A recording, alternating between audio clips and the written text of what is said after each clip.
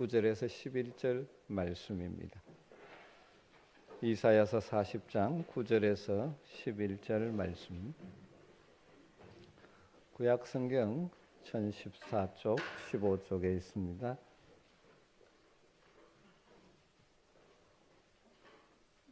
우리 다 같이 한 목소리로 말씀을 읽도록 하십시다.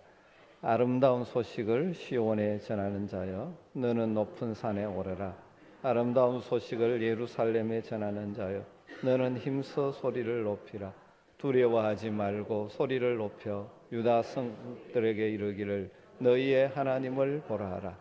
보라, 주 여호와께서 장차 강한 자로 임하실 것이요 친히 그의 팔로 다스릴 것이라. 보라, 상급이 그에게 있고 보응이 그의 앞에 있으며, 그는 목자같이 양떼를 먹이시며 어린 양을 그 팔로 모아 품에 안으시며 젖먹이는 암컷들을 온순히 인도하시리로다. 아멘. 유명한 교회 역사를 연구하는 교회 역사학자인 예일대학의 라토렛이라는 교수님이 계셨습니다. 그가 교회 역사들을 쭉 살피면서 교회가 부흥하고 성도들이 영적으로 건강해서 세상에 선한 영향력을 미치는 그런 시대도 있었고, 안타깝게도 반면에 교회가 힘을 잃고 세상 속에서 무기력했던 시대도 있다고 합니다.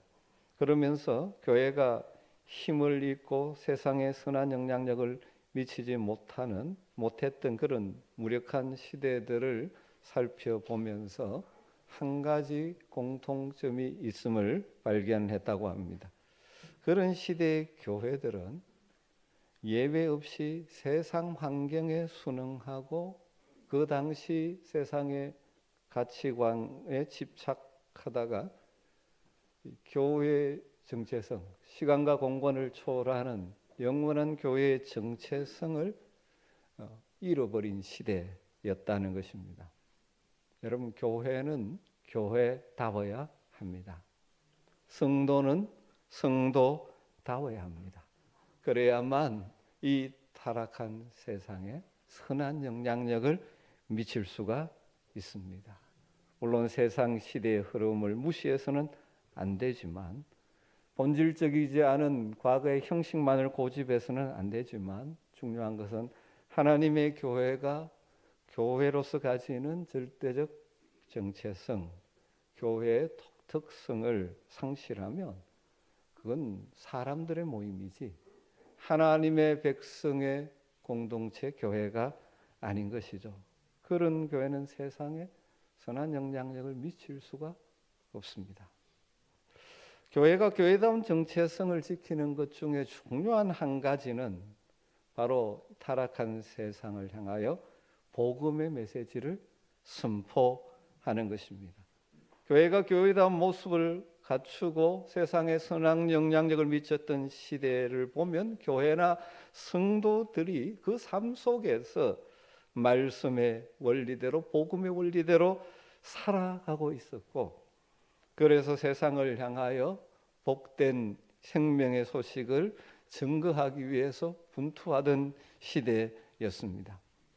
저는 우리 아멘교회 우리 성도들이 이 시대의 힘을 잃어버린 연약한 교회가 아니라, 연약한 성도들이 아니라 하나님이 공급하시는 힘을 덧입어서 이 어두워져가는 세상 속에 선한 영향력을 미치는 교회와 성도가 되기를 간절히 소망합니다. 여러분이 있는 그 자리에 빛과 소금의 역할을 해야 되지 맛이른 소금이 되어서는 되지 않지 않겠습니까? 우리의 삶의 말씀의 정신으로 살아가는 그것을 바탕으로 해서 우리 주변 세상을 향하여 힘있게 복된 소식, 복음의 소식을 전할 수 있는 성도가 되었으면 좋겠습니다. 오늘 우리가 읽은 말씀, 이사야서의 말씀은 이스라엘의 회복의 메시지를 담고 있습니다. 하나님을 떠나 결국 하나님의 징계를 받고 바벨론 포로로 끌려갔던 그 백성들을 다시 하나님께서 회복시키신다는 이 아름다운 소식의 내용입니다. 이 말씀은 단순히 그 역사적으로 과거에 일어났던 이스라엘 바벨론 포로에서 귀한 회복만을 의미하는 것이 아니라 오실 메시아를 통하여 이루어질 하나님의 나라, 회복의 나라의 내용도 담고 있다고 할 수 있죠. 저는 오늘 이 말씀을 통하여 이 시대 하나님의 백성인 우리들은 어떤 존재인가, 우리가 누구인가, 그리고 우리가 전해야 될 아름다운 소식은 무엇인가, 그리고 그 아름다운 소식을 어떻게 전해야 할 것인가, 세 가지를 나누려고 합니다. 여러분, 우리가 누구입니까? 하나님의 백성인 우리를 하나님은 누구라고 부르며 어떤 자가 되기를 기대하고 계십니까? 오늘 말씀에는 구절을 보면 두 번 반복해서 아름다운 소식을 전하는 자라고 말하고 있죠. 구절 말씀 보면 아름다운 소식을 시온에 전하는 자요, 그리고 아름다운 소식을 예루살렘에 전하는 자요, 이렇게 말합니다. 하나님의 백성들은 아름다운 소식을 전하는 자라는 것이죠. 이사야 선지자가 말씀하는 아름다운 소식은 하나님께서 이스라엘 백성들을 회복시키신다는 그 소식입니다. 이사야 선지자는 오늘 이 말씀을 통하여 하나님이 그의 백성 이스라엘을 회복시키신다는 이 소식을 먼저 듣고 깨달은 사람들이 이 아름다운 소식을 모든 백성에게 나아가 전하라고 지금 요청하고 있는 것이죠. 여러분, 이 아름다운 소식, 신약의 시대를 살아가는 우리 하나님의 백성인 우리들에게는 무엇이 아름다운 소식일까요? 우리가 그것을 복음, 복된 소식, 굿뉴스, 좋은 소식이라고 말하고 있죠.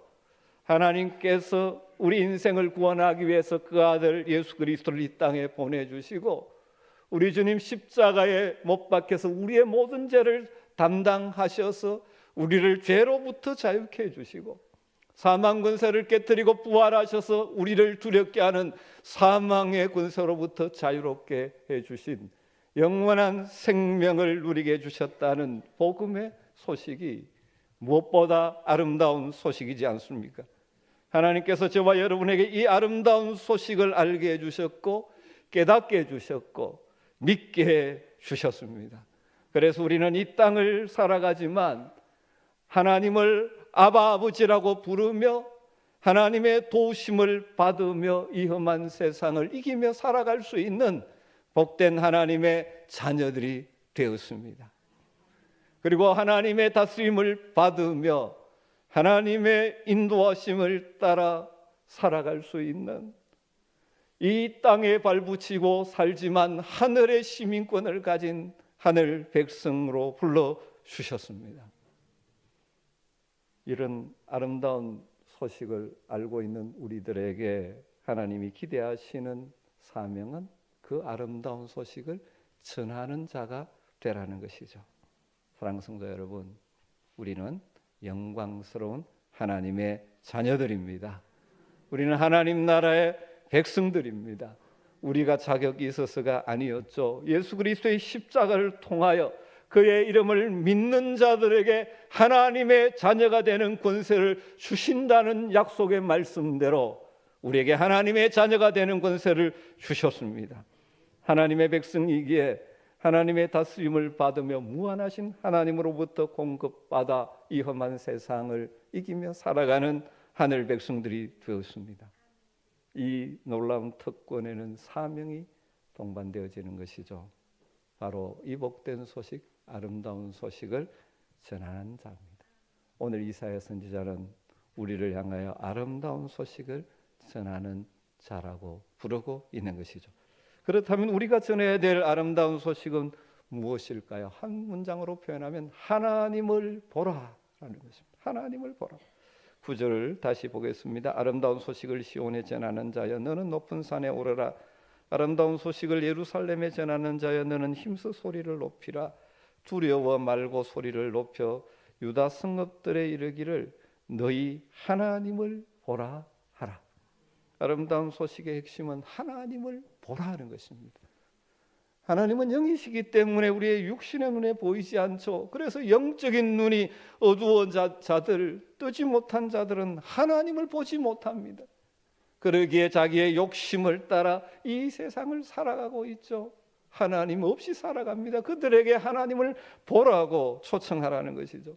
땅의 끝만 바라보고 땅의 목숨을 걸고 살아가기에 영원한 것에 무관심하게 살아가는 자들에게 영원한 하나님의 나라를 준비하고 계시는 하나님을 보라고 외치라는 것입니다. 하나님을 보지 못하기에 인간의 제한된 능력만으로 자신의 인생의 행복을 추구하느라 지치고 지친 인생들에게 하나님을 바라봄으로 하나님으로부터 오는 능력을 더디어 세상을 이기는 삶을 사는 복된 자리에 나오라고 초청하라는 것입니다. 하나님을 바라보는 것이 참으로 행복한 삶을 사는 길이기에 하나님을 보라라는 메시지를 외치는 것이죠. 여러분, 우리가 이 복된 소식을 외치기 전에 우리는 이미 하나님을 본 자들이지만 날마다 우리도 눈을 들어 하나님을 바라보아야 합니다. 그럼 이사야 선지자가 우리들이 바라보아야 될 하나님을 어떤 분으로 우리에게 소개하고 있습니까? 두 가지로 정리할 수 있습니다. 우리 하나님은 첫 번째로 강한 용사이십니다. 10절 보라, 주 여호와께서 장차 강한 자로 임하실 것이요 친히 그 팔로 다스릴 것이라. 보라, 상급이 그에게 있고 보응이 그 앞에 있으며. 하나님이 어떤 자로? 강한 자로 우리 가운데 임하신다. 그의 팔로, 그 강한 팔로 우리를 다스리신다는 것입니다. 하나님을 거역하는 백성들과 그 나라를 깨뜨리시고 하나님의 백성 이스라엘을 바벨론 포로에서 회복시키실 하나님을 이사야 선지자는 강한 자, 강한 용사라고 지금 묘사하고 있는 것이죠. 이것을 신약 시대를 살아가는, 새 언약 시대를 살아가는 우리에게 적용하면 하나님은 강한 자로 우리 가운데 임재하셔서 우리를 얽매고 있는 죄와 사탄의 권세로부터 우리를 자유케 하시고 회복시키시는 강한 용사이십니다. 여러분, 우리 인간의 근본적인 모든 고통과 괴로움의 원인은 죄죠. 그리고 죄의 근본은 공중 권세 잡은 사탄의 세력 때문이죠. 우리의 힘으로는 해결할 수 없지만 강한 용사로 우리 가운데 임하셔서 사탄의 권세를 깨뜨리고 죄의 권세를 깨뜨리시는 강한 용사로 우리 가운데 역사하신 것이죠. 뿐만 아니라 우리가 살아가는 삶의 순간순간 우리의 힘만으로 해결할 수 없는 문제들을 만나는 것이 우리 인생이죠. 우리는 우리의 자신의 지혜만으로, 우리의 힘만으로 살 수 없는 한계성이 있는 존재들입니다. 그럼에도 불구하고 우리에게는 소망이 있죠. 왜? 우리 하나님이 강한 자로 우리의 삶 가운데 찾아오시고 역사하시기 때문입니다. 친히 그 능력의 팔로 우리의 모든 문제와 상황을 다스리시기 때문입니다. 그 하나님을 바라보고 그 하나님을 의지하고 그 하나님께 부르짖는 자들의 삶 가운데 강한 용사로 찾아오셔서 때로는 우리를 대신하여 싸우시고 우리에게 그 상황을 견디고 이길 수 있는 힘을 주시고 우리를 얽매고 있는 모든 사슬을 깨뜨리시고 우리를 괴롭히는 모든 문제를 파하실 수 있는 강한 분이 우리 하나님이십니다. 그러기에 내 힘만으로 세상을 살다가 실패하고 지친 인생들에게 강한 자로 용사로 임하시는 하나님을 바라보고 하나님을 신뢰하라고 선포하는 것은 아름다운 소식을 전하는 것입니다. 여러분, 이 말씀에 대한 믿음이 여러분이 있게 되기를 주님으로 축원합니다. 우리 하나님은 강한 자로 우리 가운데 임하십니다. 그의 능력의 팔로 친히 우리를 다스리십니다. 그분을 바라보십시오. 그 하나님을 의지하십시오. 여러분의 상황이 어떠하든지 힘이 들수록 더욱 하나님을 바라보고 하나님을 붙드시기를 바랍니다. 새로운 용기도 주실 것입니다.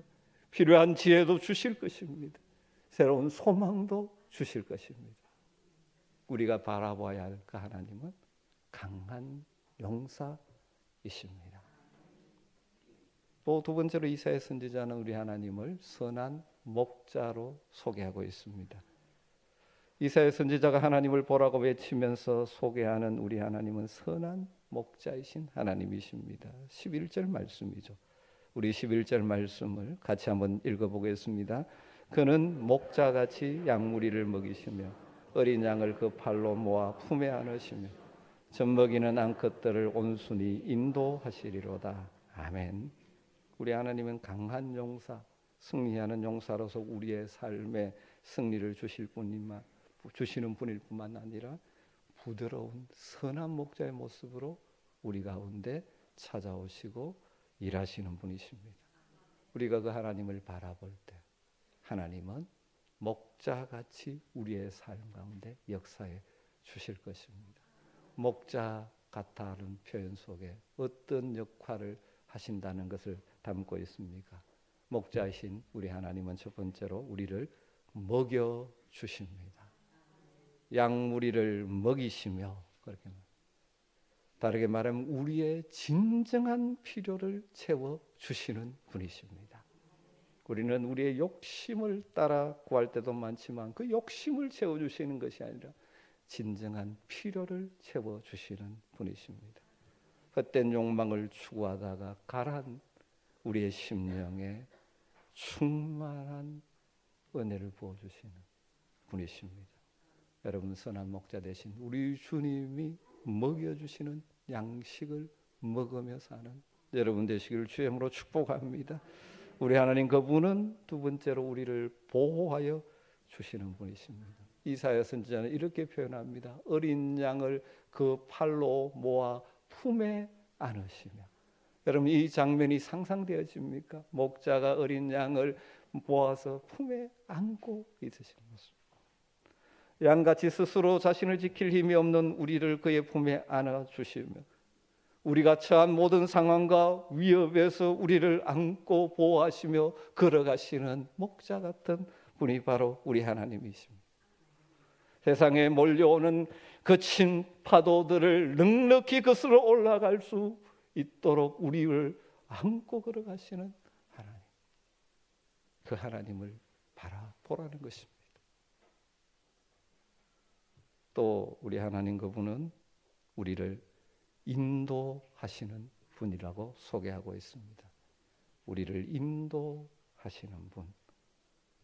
이사야 선지자는 이렇게 표현하죠. 젖먹이 암컷들을 온순히 인도하시리로다.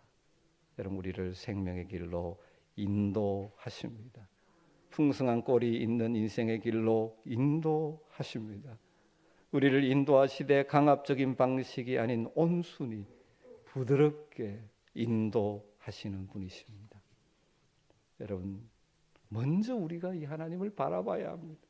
오늘 이 말씀이 우리에게 주시는 메시지 중에 하나는 우리가 이 하나님을 바라보자는 것입니다. 삶 가운데 우리의 환경과 형편만 바라보지 마시고 하나님을 바라보십시오. 우리 하나님 강한 용사이십니다. 우리를 위해 우리와 함께 싸워주시는 분이십니다. 우리 하나님 선한 목자이십니다. 우리를 먹이시고 보호하시고 인도하시는 분이십니다. 하나님을 바라보고 하나님을 의지하고 하나님께 부르짖는 자들의 삶 가운데 찾아오셔서 안식을 누리게 하시며 우리의 인생길을 인도하시고 수많은 역경을 견디게 하시고 이기게 하시고 승리케 주시는 분이십니다. 먼저 우리가 하나님을 바라봐야 합니다. 그리고 아직도 이 하나님을 알지 못해서 하나님을 바라보지 않는 주변의 사람들, 그래서 세상에 자신의 힘만으로 살려다가 상처 입은 자들, 인생을 인도하는 목자가 없어서 그 길이 멸망의 길인지도 모르고 달려가고 있는 자들에게 이 하나님을 소개하는 역할이 바로 우리가 감당해야 될 역할이죠. 그것이 아름다운 소식을 전하는 것입니다. 여러분, 할 수 있으면 최선을 다해서 이 아름다운 소식을 우리 주변에 전하십시오.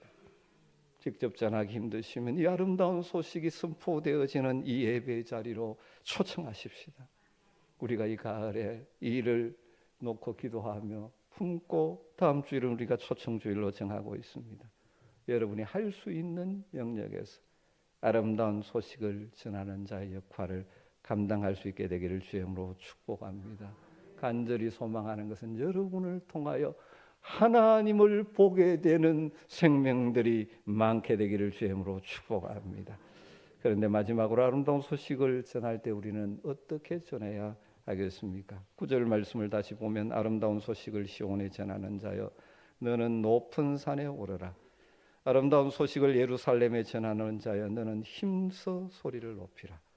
두려워 말고 소리를 높여 유다의 성읍들에 이르기를 너희 하나님을 보라 하라. 하나님을 보라 하는 메시지를 외칠 때 어떻게 외치라고 말합니까? 먼저 너는 높은 산에 오르라 그렇게 말합니다. 높이 올라야 한다 그러시죠. 이 높이 오른다는 것은 척후병이 높은 산에서 적진을 살필 때 사용하는 군대 용어일 뿐만 아니라 망루에 높이 선다는 의미도 담고 있습니다. 다르게 보면 그 의미는 누구나 볼 수 있고 모든 상황을 관찰할 수 있는 높은 산에 올라가라는 것이죠. 이 말 듣고 뭐 어디 주변에 산에 올라가야 되는 것은 아니죠. 이 말씀 우리가 어떻게 적용할까요? 우리의 삶에 있는 자리에서 영향력 있는 자리로 나아가라는 것입니다. 여러분 은혜의 복음 빛의 복된 소식을 가진 자들이 보이지 않는 곳에서 숨어 있어서 아무 영향력이 없다면 다른 사람들이 어떻게 복음을 보고 들을 수가 있겠습니까? 예수님께서는 이 부분을 산상설교에서 우리가 세상의 빛이라고 소금이라고 말하면서 등불이 빛이 말라리 두지 않고 감춰두지 않고 등경 위에 두어야 한다는. 그래서 사람들이 너희의 착한 행실을 보고 하나님께 영광을 돌리게 하라고 말씀하시는 것이죠. 여러분 우리는 좀 더 적극적으로 삶의 자리에서 영향력, 선한 영향력을 끼치는 그런 위치로 나갈 수 있게 되기를 주님으로 축원합니다. 그래야만 보여줄 수 있는 것이지 않습니까? 여러분 교회 안에서만 목소리 크고 교회 안에서만 찬양하고 신앙을 고백하는 것이 아니라 여러분의 삶의 자리에서 하나님을 찬양하고 믿음의 방식으로 살아감을 통하여 그 주변 사람들에게 하나님이 살아계심을 보여주는 영향력 있는 자리로 올라가자는 것이죠. 여러분 높은 산으로 올라가시기를 바랍니다. 여러분의 인생의 삶이 주변에 영향력이 있으면 좋겠습니다. 교회 와서는 큰 소리 치지만 일터에서는 말 한마디도 제대로 못하고 자기에게 주어진 일도 잘 못하고 그런 비실비실한 것이 아니라 하나님의 능력을 덧입어 그 삶의 자리에서 정말 단순히 위치적으로 높아지는 것이 아니라 주변 사람들에게 선한 영향력을 미칠 수 있는 성도들이 되는 것이 그리 필요한 것입니다. 꼭 높은 지위에 올라가는 것은 아닙니다.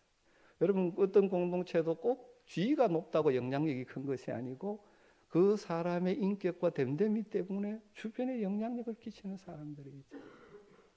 저는 우리 한민교회 성도님들이 여러분이 있는 그 자리에서 그런 영향력이 있었으면 좋겠습니다. 높은 산에 올라가라고 말씀합니다. 그러기 위해서 진실하고 신실하고 희생적이고 섬김의 삶을 통하여 영향력을 가질 수 있으면 좋겠습니다.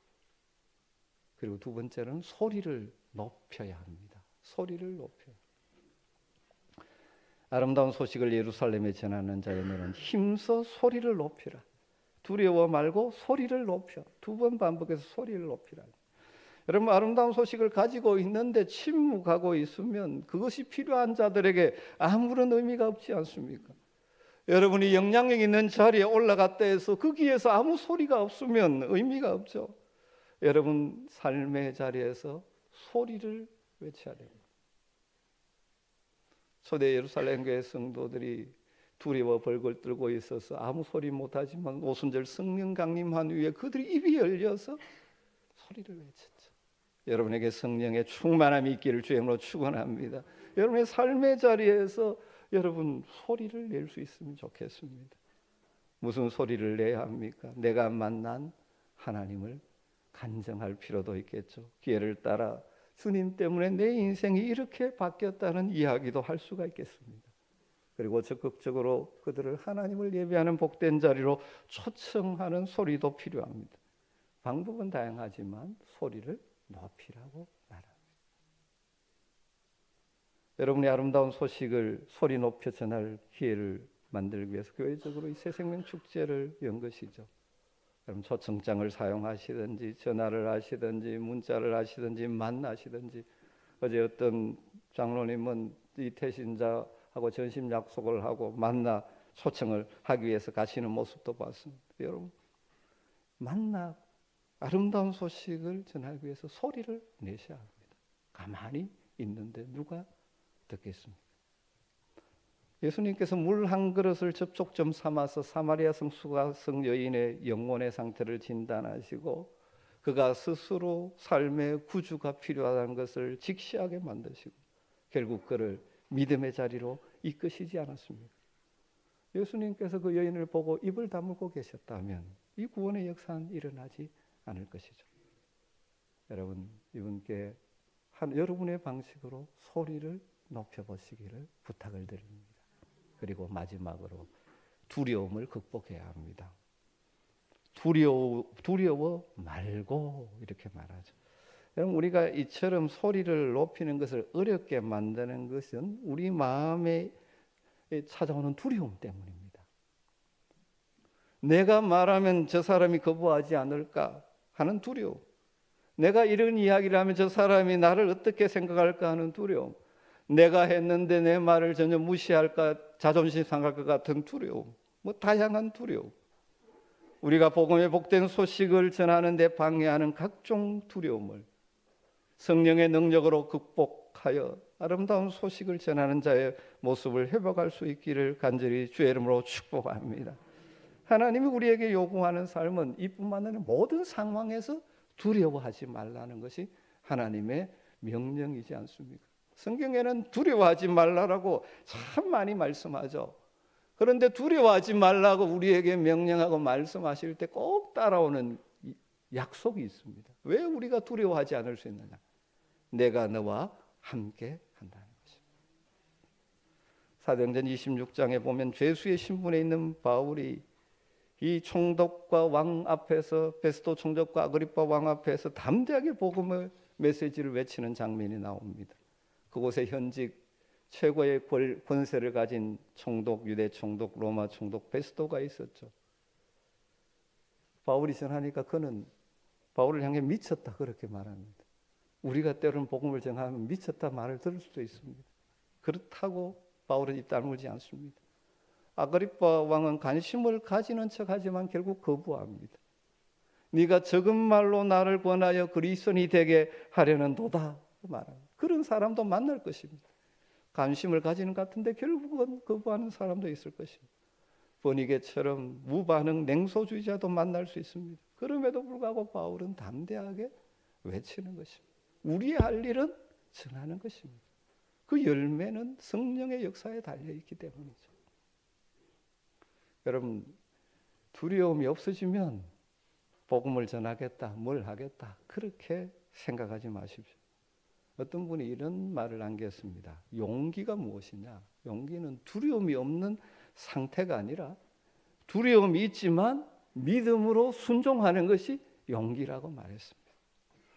여러분 두려움이 사라질 때 무엇을 하겠다, 구원이 사라질 때 나가겠다, 전하겠다 생각하면 평생 하지 못할 수도 있습니다. 두려움이 있지만 하나님이 함께 하시겠다, 도우시겠다고 약속하셨으므로 그 약속의 말씀을 믿고 순종하고 나가면 두려움이 사라지는 것입니다. 여러분 특별히 이 복음을 전하고 전도하는 일에 여러분을 두렵게 하는 것이 무엇입니까? 이웃의 사늘한 시선입니까? 오해입니까? 여러분을 자존심 상하게 만드는 그런 일들입니까? 아니면 자신의 삶이 부족하고 불완전함이 장애물로 혹시 있습니까? 사탄이 우리 속에 네 그래 살면서 뭘 전해? 여러분 두려움을 물리치고 극복할 때 우리는 복음의 영광스러운 소식을 나누는 사명자의 길을 걸을 수가 있습니다. 여러분, 오늘 메시지는 먼저 우리에게 하나님을 우리로 하여금 보라고 말씀. 이미 우리는 하나님을 아는 자들이지만 매 순간 하나님을 볼 수 있기를 주의 이름으로 축원합니다. 그리고 나아가서 주변 사람들에게 하나님을 보라, 내가 만난 하나님을 보라라고 전하는 사명자로 살아가시기를 주의 이름으로 축복합니다.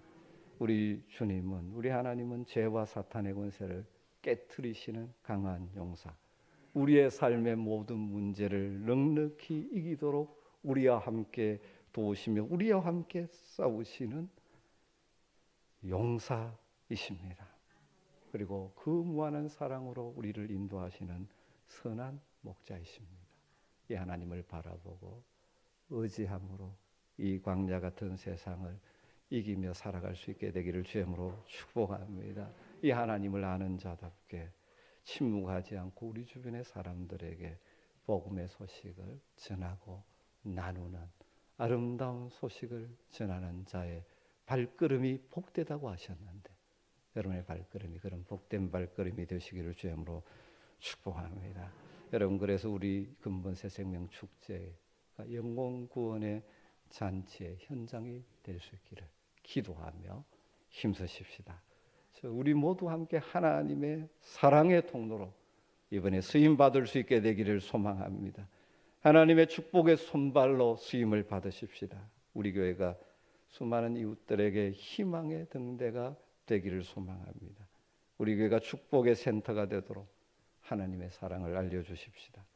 우리의 태신자들, 품고 기도하는 분들, 하나님을 볼 수 있도록 위에서 기도하고 초청하십시다. 하나님을 예배하는 자리로 그들을 초청하십시다. 기도하겠습니다. 하나님, 우리에게 복된 소식을 깨닫게 하시고 믿게 해주셔서 감사합니다. 하나님을 매 순간 바라보며 살게 하여 주시옵소서. 강한 용사가 되시는 하나님, 우리 가운데 임하셔서 현재 성도들이 처한 어려움과 연약함을 넉넉히 이기고 나아갈 수 있도록 역사하여 주시옵소서. 선한 목자가 되셔서 우리의 삶을 인도하시고 보호하여 주시옵소서. 우리가 만난 이 놀라운 하나님을 보라고 우리 주변 사람들에게 전하고 초청함으로 아름다운 소식을 전하는 복된 발걸음 되게 하여 주시옵소서. 예수님의 이름으로 기도드리옵나이다. 아멘.